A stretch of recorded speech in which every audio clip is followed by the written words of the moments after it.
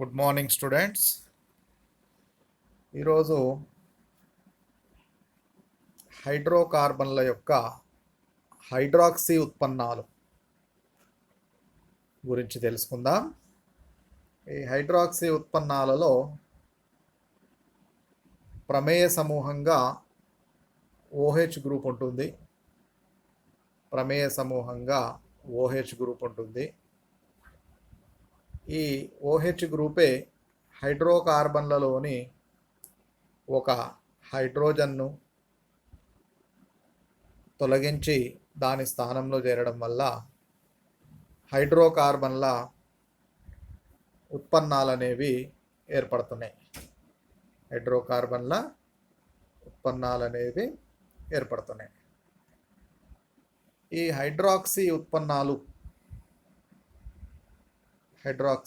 ఉత్పన్నాలను ప్రధానంగా రెండు రకాలుగా విడదీయొచ్చు. ఒకవేళ హైడ్రాక్సిల్ గ్రూపు OH గ్రూపు ఏదైనా ఆల్కైల్ గ్రూపు అనగా మిథైల్, ఇథైల్, ప్రొపైల్ లాంటి ఆల్కైల్ గ్రూపులకు కలిసి ఉంటే ఏర్పడిన పదార్థాలను ఆల్కహాల్లు అని పిలుస్తాం. అట్లా కాకుండా బెంజిన్ వలయానికి లేదా దాన్నే ఎరోమాటిక్ వలయము అంటాం. ఎరోమాటిక్ వలయానికి కనుక కలిసి ఉంటే దాన్ని ఫీనోల్ అని పిలుస్తాం. దీని సాధారణ ఫార్ములా AROH అని రాస్తాం. ROH అంటేనేమో ఆల్కహాల్ల సాధారణ ఫార్ములా. అయితే ఈ ఆల్కహాల్లకు ఫీనోళ్లకు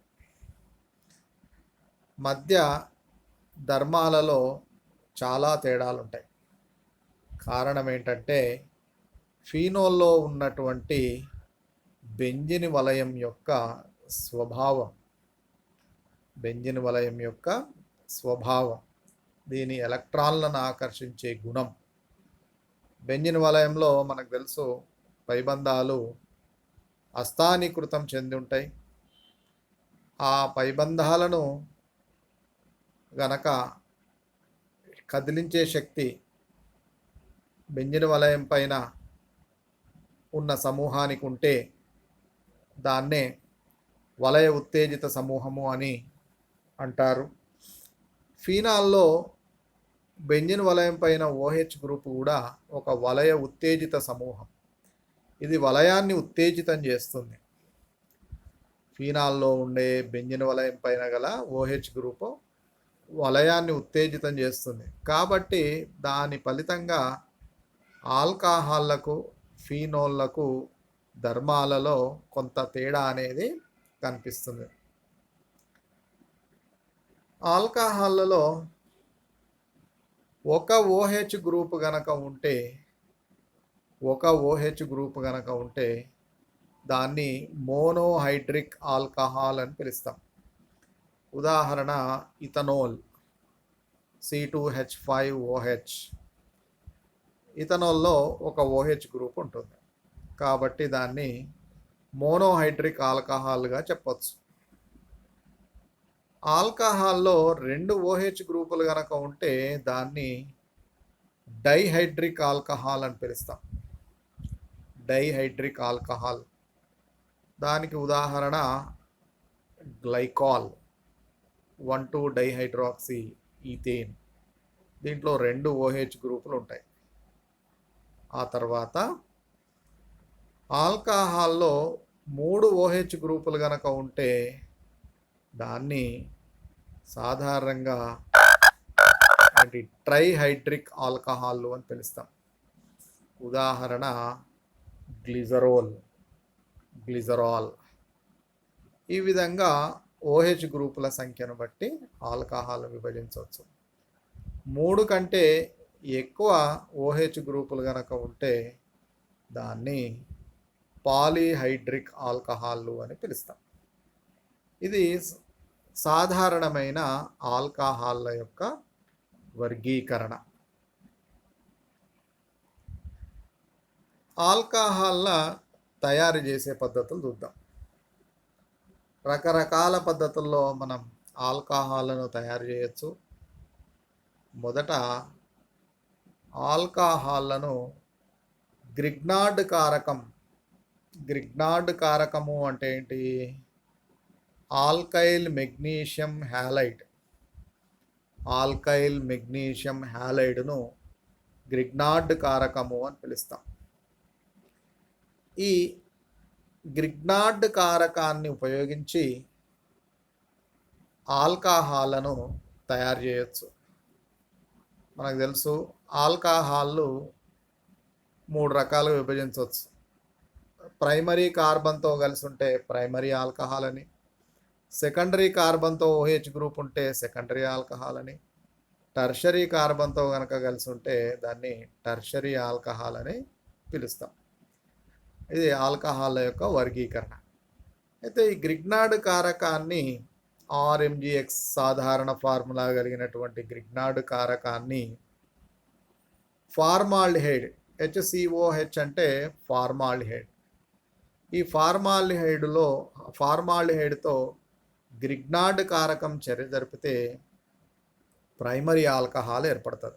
ఎట్లా ఏర్పడుతుందో చూడండి.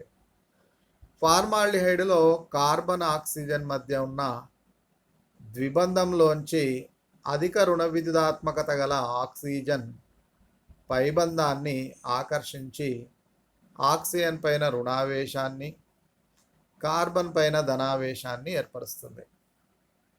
అప్పుడు గ్రిగ్నార్డ్ కారకంలో మెగ్నీషియం పైన ధనావేశం ఉంటుంది, ఆల్కైల్ గ్రూపు పైన రుణావేశం ఉంటుంది. కాబట్టి రుణావేశం కలిగిన ఆల్కైల్ గ్రూప్ ఏమో ఫార్మాల్డిహైడ్లోని కార్బన్తో బంధాన్ని ఏర్పరచుకుంటే, ధనావేశం కలిగినటువంటి మెగ్నీషియం హ్యాలైడ్ MgX ఏమో రుణావేశం కలిగిన ఆక్సిజన్తో బంధాన్ని ఈ విధంగా ఏర్పరచుకుంటుంది.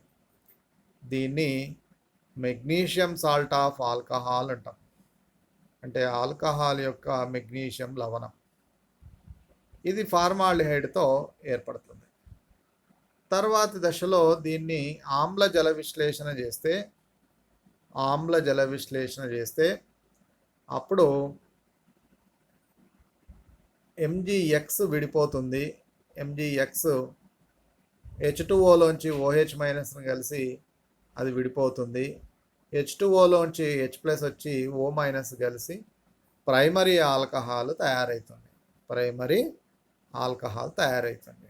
ఈ విధంగా గ్రిగ్నార్డ్ కారకాన్ని ఫార్మాల్డిహైడ్తో గనక చర్య జరిపిస్తే మొదట ఆల్కహాల్ మెగ్నీషియం లవణం ఏర్పడి దాన్ని జల విశ్లేషణ చెందిస్తే ప్రైమరీ ఆల్కహాల్ ఏర్పడుతుంది ఫార్మాల్డిహైడ్తో. ఒకవేళ గ్రిగ్నార్డ్ కారకంతో ఇతర ఆల్డిహైడ్లను అంటే ఎసిటాల్డిహైడ్, ప్రొపనాల్డిహైడ్, బ్యూటనాల్డిహైడ్ లాంటి ఇతర ఆల్డిహైడ్లను తీసుకొచ్చి చర్య జరిపిస్తే సేమ్ ఫార్మాల్డిహైడ్లో ఏ విధంగా చర్య జరుగుతుందో ఎసిటాల్డిహైడ్ లేదా ఇతర ఆల్డిహైడ్లో కూడా కార్బన్కేమో ఆల్కైల్ గ్రూప్ కలుస్తుంది. ఆల్డిహైడ్లో ఉండే కార్బోనైల్ కార్బన్ అంటే C+O కార్బోనైల్ కార్బన్ అంటాం. ఆ కార్బోనైల్ గ్రూపు లేదా కార్బోనైల్ కార్బన్కు ఆల్కైల్ గ్రూప్ కలుస్తుంది. గ్రిగ్నార్డ్ కారకంలోంచి ఆక్సిజన్కు MgX కలుస్తుంది. దాన్ని జల విశ్లేషణ చేస్తే MgX మళ్ళీ పోయి దాని ప్లేస్లో H వచ్చి కలుస్తుంది. అంటే సెకండరీ ఆల్కహాల్ తయారవుతుంది. అదే ఒకవేళ RCOCH3 ఫార్ములా కలిగిన కీటోన్లను ఏదైనా ఒక కీటోన్ను కనుక తీసుకొని గ్రిగ్నార్డ్ కారకంతో చర్య జరిపిస్తే ఆ కీటోన్లో ఉండే కార్బోనైల్ కార్బన్తో ఆల్కైల్ గ్రూపు, ఆక్సిజన్తో MgX చర్యలో పాల్గొని మెగ్నీషియం సాల్ట్ ఆఫ్ మళ్ళీ ఆల్కహాల్ని ఏర్పరుస్తుంది. ఆల్కహాల్ మెగ్నీషియం లవణాన్ని ఏర్పరుస్తుంది. దాన్ని ఆమ్ల జల విశ్లేషణ చేస్తే టర్షరీ ఆల్కహాల్ ఏర్పడుతుంది. ఈ విధంగా గ్రిగ్నార్డ్ కారకాన్ని ఉపయోగించి ప్రైమరీ, సెకండరీ, టర్షరీ ఆల్కహాల్లను ఆల్డిహైడ్లు మరియు కీటోన్లతో చర్యలో మనం తయారు చేయొచ్చు. రెండవ రకమైన పద్ధతి ఏంటంటే reduction of aldehydes and ketones. అంటే ఆల్డిహైడ్లను, కీటోన్లను మనం క్షయకరణం చేస్తే ఆల్కహాల్లు తయారైతాయి. RCH2 CHO గ్రూప్ను ఏమంటాం? ఆల్డిహైడ్ అంటాం. ఈ ఆల్డిహైడ్ను NaBH4 అంటే సోడియం బోరోహైడ్రైడ్ లేదా లిథియం అల్యూమినియం హైడ్రైడ్ సమక్షంలో క్షయకరణం చేస్తే, క్షయకరణం చేయడం అంటే ఏంటి? హైడ్రోజన్లను కలపడం లేదా ఆక్సిజన్లను తీసేయడం. ఇక్కడ హైడ్రోజన్ కలిపింది చూడండి. RCH2 CHOకి ఏం చేసినాం? CHOలో కార్బోనైల్ కార్బన్కు ఒక హైడ్రోజన్ కలిపినాం, అది CH2 అయింది. ఆక్సిజన్కి ఒక హైడ్రోజన్ కలిపినాం, అది OH అయింది. OH గ్రూపు ప్రైమరీ కార్బన్ కలిసింది కాబట్టి ఇది ప్రైమరీ ఆల్కహాల్. అంటే ఆల్డిహైడ్లను క్షయకరణం చేస్తే ప్రైమరీ ఆల్కహాల్ ఏర్పడ్డాయి. అదే ఒక కీటోన్ను తీసుకున్నాం అనుకోండి, కీటోన్ RCOCH3.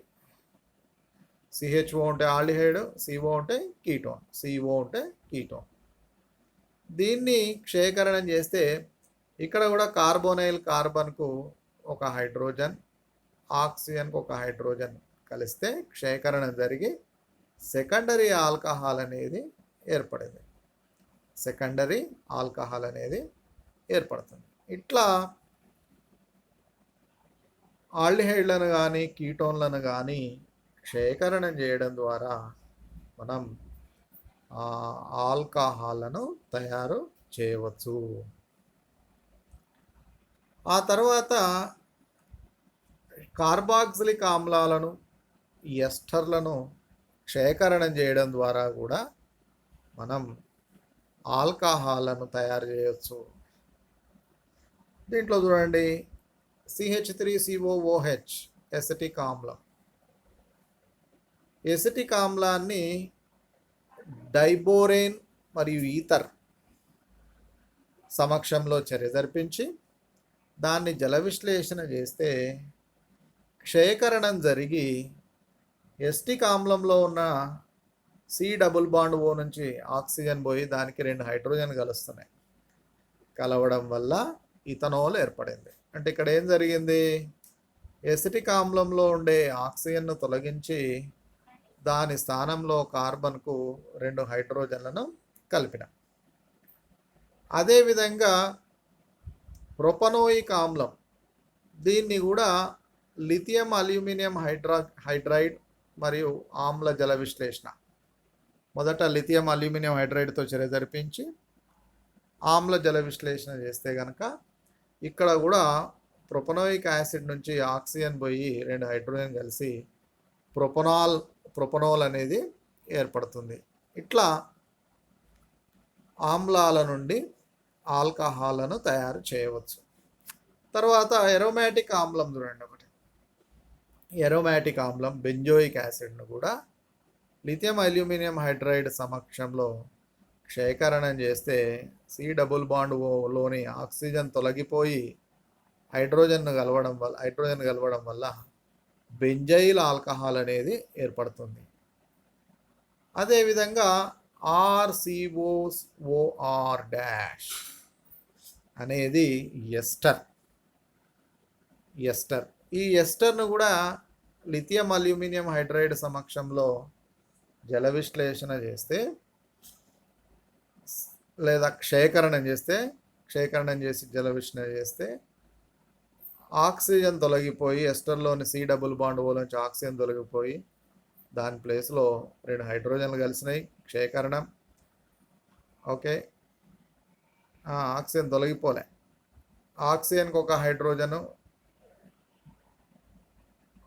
కార్బన్కు 2 హైడ్రోజన్ కలిసినాయి. అట్లే ఓఆర్ డాష్, ఎస్టర్లోని ఓఆర్ డాష్ కూడా ఒక హైడ్రోజన్ కలిసింది. అంటే 2 ఆల్కహాల్లు ఏర్పడినాయి ఇక్కడ. ఎస్టర్ను క్షయకరణం చేస్తే ఆర్సి డబుల్ బాండ్ ఓ ఒక ఆల్కహాల్గా మారుతుంది క్షయకరణం జరిగి. ఆర్ డాష్ ఓ అనేది ఇంకొక ఆల్కహాల్గా ఏర్పడుతుంది. ఇట్లా ఆమ్లాలను ఎస్టర్లను కనుక మనం క్షయకరణం చేస్తే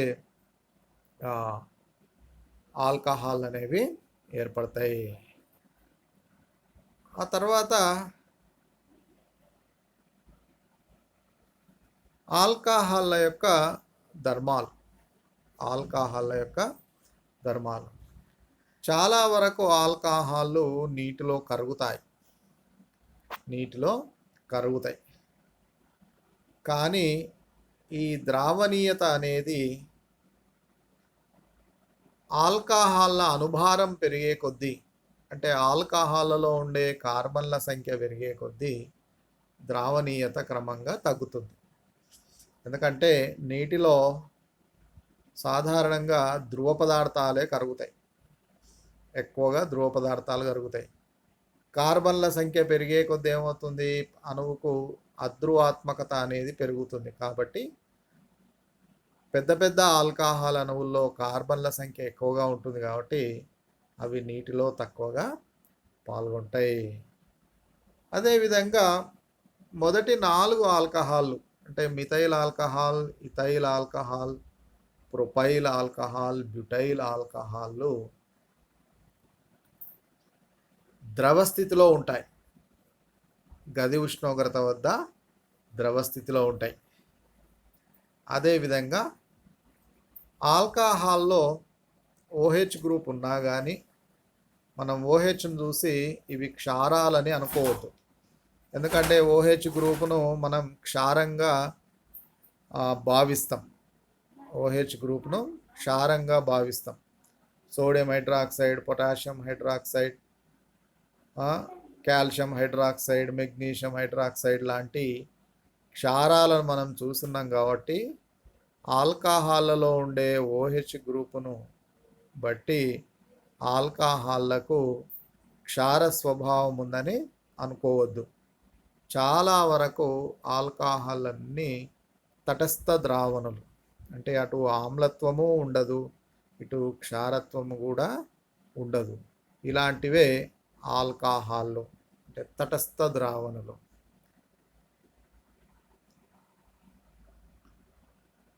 వీటి భౌతిక ధర్మాల్లో హైడ్రోజన్ బంధం అనేది కీలకమైంది. హైడ్రోజన్ బంధం అనేది కీలకం. హైడ్రోజన్ బంధం అంటే ఏంటి? అధిక రుణ విద్యుదాత్మకత కలిగిన 2 పరమాణువుల మధ్య ఒక హైడ్రోజన్ గనక ఉంటే అది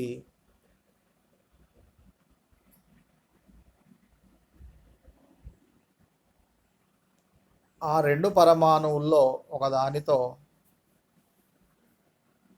తాత్కాలిక ఆకర్షణలను ఏర్పరుస్తుంది. దాన్ని హైడ్రోజన్ బంధము అంటాం. ఓకేనా? ఉదాహరణకు హైడ్రోజన్ బంధాన్ని ఇంకా క్లారిటీగా చెప్పాలంటే, హైడ్రోజన్ పరమాణువు అధిక రుణ విద్యుదాత్మకత కలిగిన ఇంకొక పరమాణువుతో ఏర్పరిచే ఆకర్షణ బలాలనే హైడ్రోజన్ బంధము అంటాం. ఇది ఒక బలహీనమైనటువంటి బంధం. హైడ్రోజన్ బంధం ఒక బలహీనమైనటువంటి బంధం. ఇక్కడ చూడండి, ఇది ఇథైల్ ఆల్కహాల్ అణువు. ఇదేంటి? ఇథైల్ ఆల్కహాల్ అణువు. ఇథైల్ ఆల్కహాల్ అణువులో ఉండే ఆక్సిజన్ పైన రుణావేశం, పాక్షిక రుణావేశం ఏర్పడుతుంది. హైడ్రోజన్ పైన పాక్షిక ధనావేశం ఏర్పడుతుంది. ఈ ఇథైల్ ఆల్కహాల్ అణువును నీటి అణువుతో గనక చర్య జరిపించినాం అనుకోండి, లేదా నీటిలో కలిపినాం ఇథైల్ ఆల్కహాల్ను కలిపితే నీటి అణువులో కూడా H2O, ఆక్సిజన్కి ఒక హైడ్రోజన్ బంధించబడి ఉంటుంది. కాబట్టి నీటి అణువులోని పాక్షిక ధనావేశం కలిగిన ఆ హైడ్రోజన్కు ఇథైల్ ఆల్కహాల్ అణువులో ఉండే పాక్షిక రుణావేశం కలిగిన ఆక్సిజన్కు మధ్య బలహీన ఆకర్షణ బలాలు ఏర్పడతాయి. అదే హైడ్రోజన్ బంధం. అంటే అధిక రుణ విద్యుదాత్మకత కలిగిన ఈ 2 ఆక్సిజన్లు, ఒకటేమో నీటి అణువులో ఉన్నది, ఒకటేమో ఆల్కహాల్ అణువులో ఉంది. ఈ రెండింటి మధ్య హైడ్రోజన్ ఉంటే వాటి మధ్య ఏర్పరిచే ఆకర్షణ బలాలనే హైడ్రోజన్ బంధము అని చెప్తాం. అందుకొరకే ఆల్కహాల్లను నీటిలో కరిగించినప్పుడు అవి నీటి అణువులతో ఇలాంటి హైడ్రోజన్ బంధాలను ఏర్పరచడం వల్ల అవి నీటిలో కలిసిపోతున్నాయి. అదేవిధంగా ఆల్కహాల్ అణువును లేదా ఆల్కహాల్ను మనం పరిశీలించినా కానీ ఆల్కహాల్లో ఉండే అణువుల మధ్య కూడా ఇలాంటి హైడ్రోజన్ బంధాలు ఏర్పడతాయి. ఇక్కడ చూడండి, ఇదొక ఇథైల్ ఆల్కహాల్ అణువు, ఇదొక ఇథైల్ ఆల్కహాల్ అణువు. ఈ ఇథైల్ ఆల్కహాల్లో ఉండే అణువులో ఉండే పాక్షిక రుణావేశం గల ఆక్సిజన్, ఈ ఇథైల్ ఆల్కహాల్లో ఉండే హైడ్రోజన్ పాక్షిక ధనావేశం అంటే OH గ్రూప్లో ఉన్నటువంటి హైడ్రోజన్, ఈ రెండింటి మధ్యన హైడ్రోజన్ బంధం ఏర్పడుతుంది. కాబట్టే ఆల్కహాల్ అణువులు రెండు అణువులు కలిసి ఒక దగ్గర డైమర్ రూపంలో ఉంటాయి. ఆల్కహాల్ అణువులు రెండు అణువులు కలిసి డైమర్ రూపంలో ఉంటాయి. అందుకొరకే ఆల్కహాల్ అణువులకు లేదా ఆల్కహాల్లకు ద్రవీభవన బాష్పీభవన ఉష్ణోగ్రతలు చాలా ఎక్కువగా ఉంటాయి. ద్రవీభవన బాష్పీభవన ఉష్ణోగ్రతలు అంటే అవి ద్రవంగా మారడానికి కావలసిన ఉష్ణోగ్రతలు లేదా బాష్పంగా మారడానికి కావలసినటువంటి ఉష్ణోగ్రతలు ఈ హైడ్రోజన్ బంధాలు ఉండడం వల్ల ఎక్కువగా ఉంటాయి. ఎందుకంటే బాష్పీభవనం చెందించాలంటే ద్రవంలో ఉండే అన్ని అణువులను విడివిడిగా వేరు చేయాల్సి ఉంటుంది.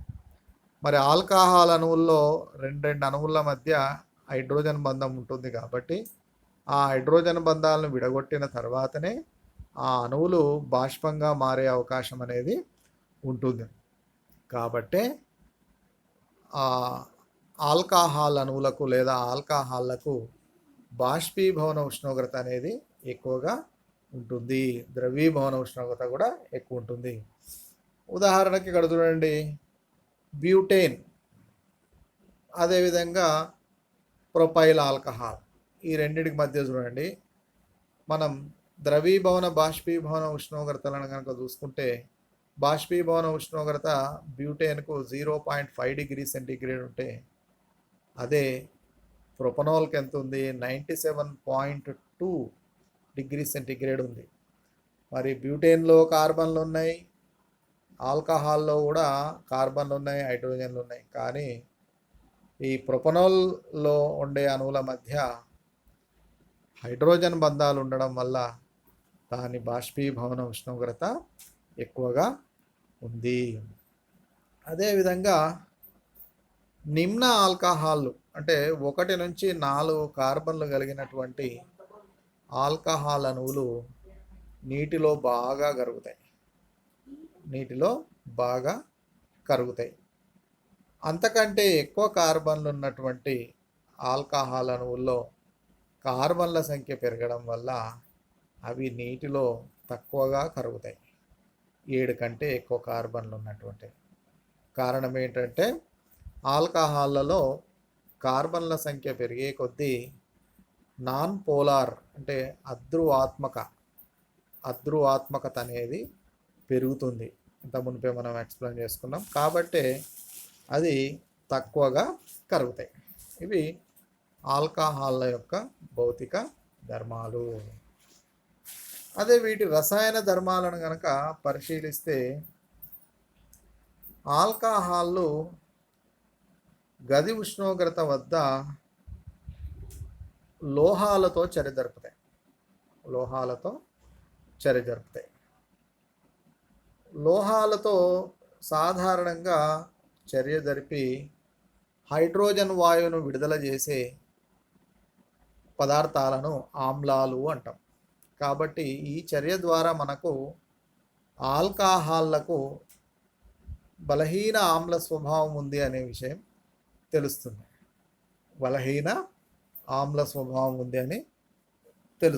కారణం ఏంటంటే ఆల్కహాల్లు సోడియం వంటి లోహాలతో చర్య జరిపి ఆల్కహాల్లో ఉండే హైడ్రోజన్ వాయువు రూపంలో విడుదల చేస్తున్నాయి. ఈ సందర్భంలో సోడియం ఆల్కాక్సైడ్ అనే లవణం ఏర్పడుతుంది. హైడ్రోజన్ వాయువు విడుదలవుతుంది కాబట్టి దీనికి బలహీన ఆమ్ల స్వభావం ఉంది అని చెప్పవచ్చు. దీనికి ఒక ఉదాహరణను కూడా మనం పరిశీలించవచ్చు. ఇథైల్ ఆల్కహాల్ను సోడియం లోహంతో చర్య జరిపిస్తే సోడియం ఇథాక్సైడ్ అనేది ఏర్పడుతుంది. చర్యలో హైడ్రోజన్ వాయువు విడుదలవుతుంది. ఈ చర్య ద్వారా ఆల్కహాల్లకు ఆమ్ల స్వభావం ఉంది అని చెప్పవచ్చు. మరి లోహాలతో వివిధ ఆల్కహాల్ల యొక్క చర్యాశీలతను గనక మనం చూస్తే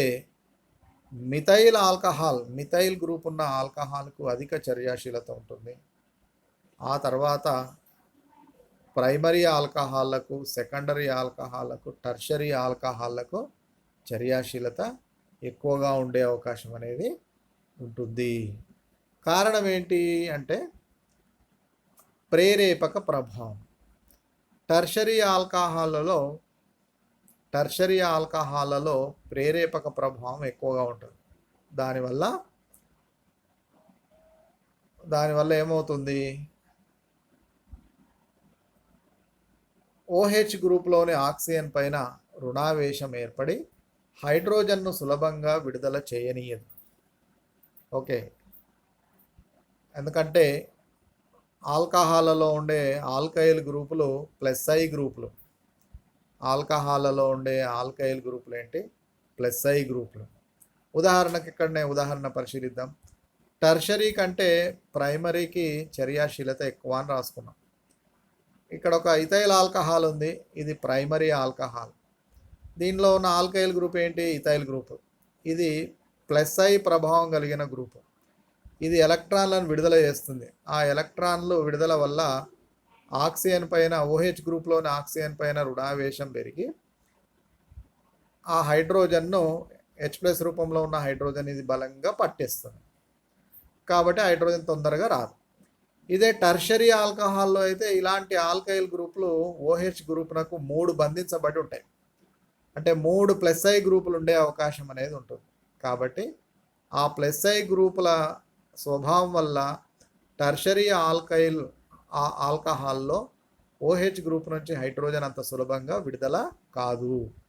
కాబట్టే టర్షరీ ఆల్కహాల్లకు చర్యాశీలత తక్కువగా ఉంటుంది. అంటే ఇవి లోహాలతో తక్కువగా చర్యలో పాల్గొంటుంది.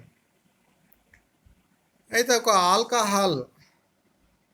ఒక ఆల్కహాల్ సోడియం లోహంతో జరిపే చర్యను కనుక చూస్తే దీంట్లో ఇదొక స్వయం ఆక్సీకరణ క్షయకరణ చర్య. ఇదొక రిడాక్స్ రియాక్షన్. ఎట్లా అంటే మనం చూడవచ్చు,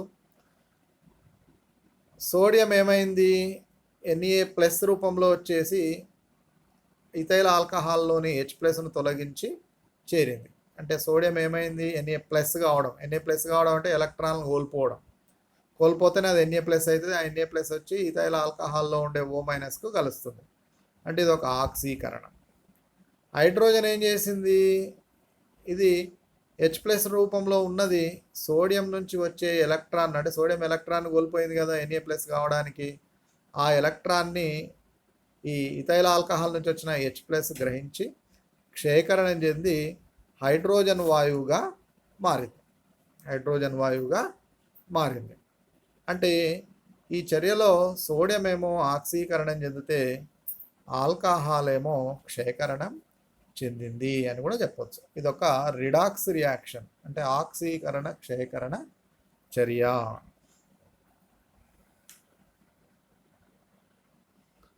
నెక్స్ట్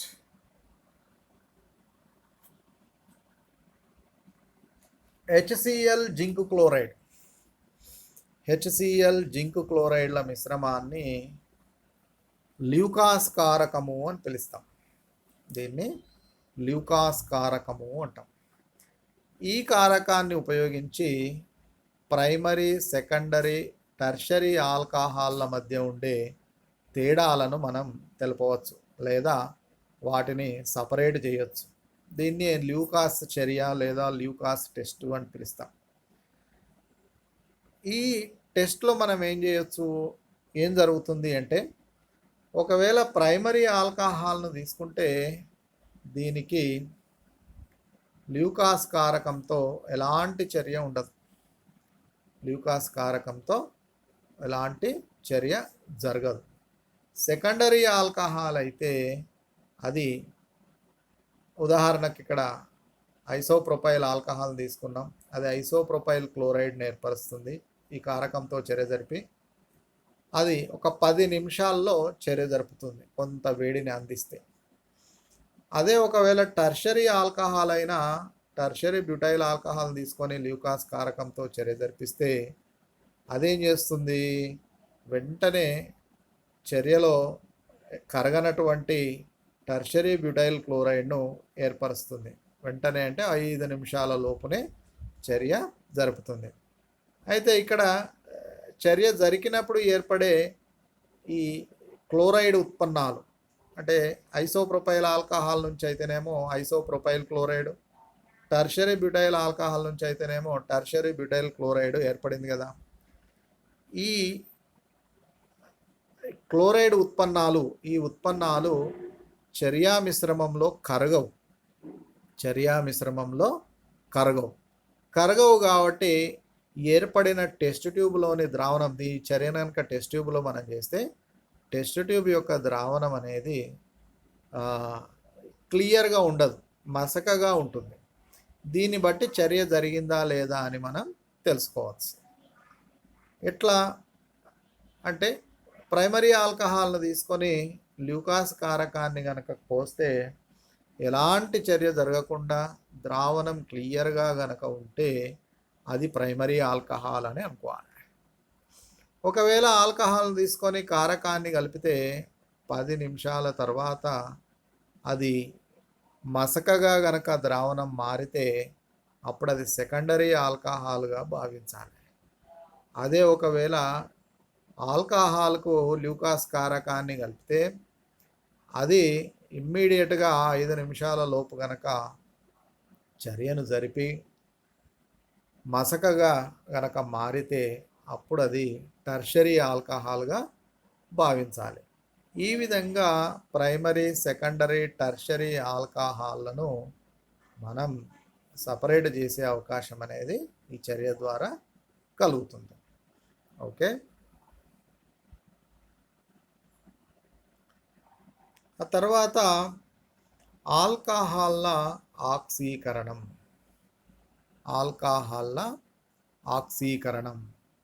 ఇక్కడ కొన్ని ఆక్సీకరణ కారకాలను ఇవ్వడం జరిగింది చూడండి. H2CrO4, దీన్ని క్రోమిక్ యాసిడ్ అంటాం. దాని నుంచి వచ్చే లవణమే క్రోమేట్ లవణం CrO4-2.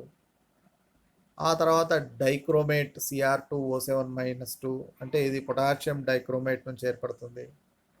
MnO4- అంటే పర్మాంగనేట్, పొటాషియం పర్మాంగనేట్ నుంచి ఏర్పడుతుంది. ఇవన్నీ ఆక్వస్ ఆక్సిడెంట్స్. ఆక్వస్ అంటే ఇది నీటిలో ఉండగలుగుతాయి, నీటి ద్వారా జలద్రావణాల్లో ఇవి ఉండగలుగుతాయి, ఆక్వస్ ఆక్సిడెంట్స్ అంటాం. అన్హైడ్రస్ ఆక్సిడెంట్స్ పక్కలో ఉన్నాయి. ఇది PCC అంటే పిరిడియం క్లోరోక్రోమేట్ అనేది ఒకటి. నెక్స్ట్ PDC అంటే పిరిడినియం డైక్రోమేట్ అనేది ఇంకొక కారకం. ఇవి అన్హైడ్రస్, అనార్ద్ర ఆక్సీకరణలు, నీటిని కలిగి ఉండదు, అనార్ద్ర ఆక్సీకరణలు. ఉదాహరణకు ఏవైనా ఆల్కహాల్ను మనం ఇక్కడ ఆక్సీకరణం చేసినాం చూడండి. జనరల్గా ఇవి ప్రైమరీ ఆల్కహాలే. ఇది ప్రైమరీ ఆల్కహాల్, ఇది ప్రైమరీ ఆల్కహాల్, ఇది కూడా ప్రైమరీ ఆల్కహాల్. ఈ ప్రైమరీ ఆల్కహాల్లను ఆక్సీకరణం చేస్తే చూడండి, పొటాషియం పర్మాంగనేట్, ఆమ్లీకృత పొటాషియం పర్మాంగనేట్, ఆమ్లీకృత పొటాషియం డైక్రోమేట్ సమక్షంలో చేస్తే ఇథనాల్ నుంచి ఏమేర్పడింది, ఇథనోయిక్ యాసిడ్ ఏర్పడింది. ఇథనాల్ నుంచి ఇథనోయిక్ యాసిడ్ ఏర్పడింది. అదే ప్రొపనాల్ నుంచి ప్రొపనోయిక్ యాసిడ్ ఏర్పడింది. బెంజైల్ ఆల్కహాల్ను కనుక ఆక్సీకరణం చేస్తే అది బెంజోయిక్ ఆమ్లమైంది. అంటే CH2OH మొత్తము కూడా COOHగా మారింది. అంటే ప్రైమరీ ఆల్కహాల్లను వీటి సమక్షంలో ఆక్సీకరణం చేస్తే లేదా ఆల్కహాల్ను ఆక్సీకరణం చేస్తే కార్బాక్సిలిక్ ఆమ్లాలు ఏర్పడుతున్నాయి. కార్బాక్సిలిక్ ఆమ్లాలు ఏర్పడ్డాయి.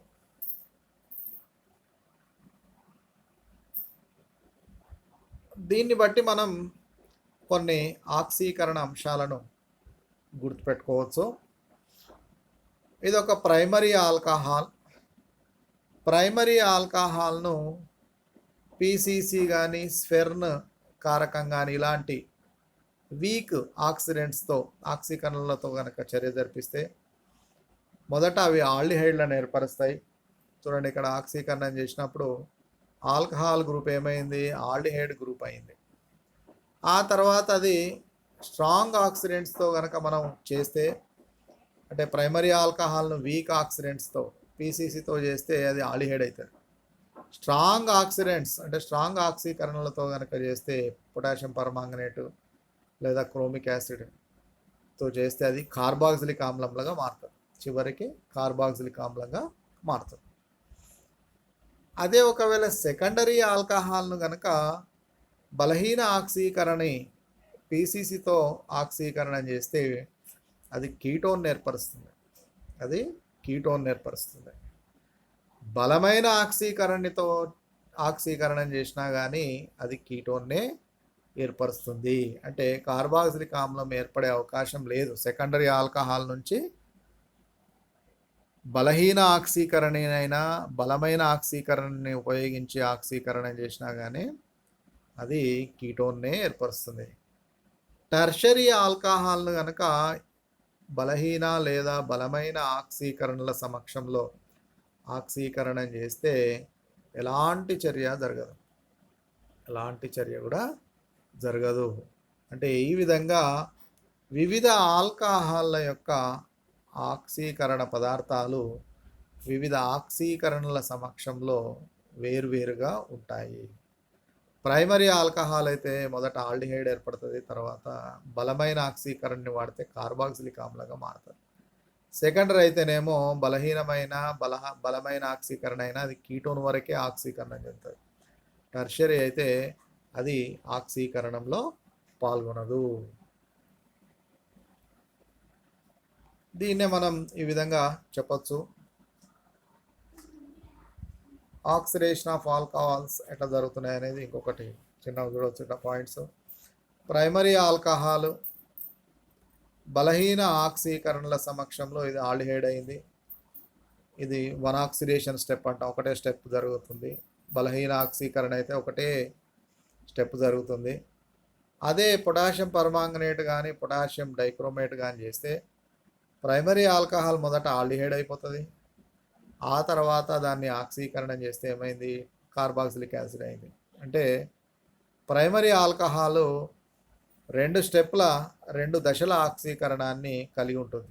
మొదట ఆల్డిహైడ్ ఏర్పరుస్తుంది, తర్వాత కార్బాక్సిలిక్ ఆమ్లంగా మారుతుంది. ఓకే, సెకండరీ ఆల్కహాల్ అయితే ఇది వన్ స్టెప్ ఆక్సిడేషన్. నీవు వీక్ వాడినా స్ట్రాంగ్ వాడినా కానీ ఆక్సీకరణ ఏది వాడినా అది కీటోన్గానే మారుతుంది అనే విషయం తెలిసిపోయింది మనకు. ఓకే, అయితే మరి దీంట్లో టర్షరీ ఆల్కహాల్లు ఎందుకు ఆక్సీకరణం చెందట్లేదు, ప్రైమరీ ఆల్కహాల్లు ఎందుకు ఆక్సీకరణం చెందుతున్నాయి అనే విషయాన్ని కనుక మనం చూస్తే,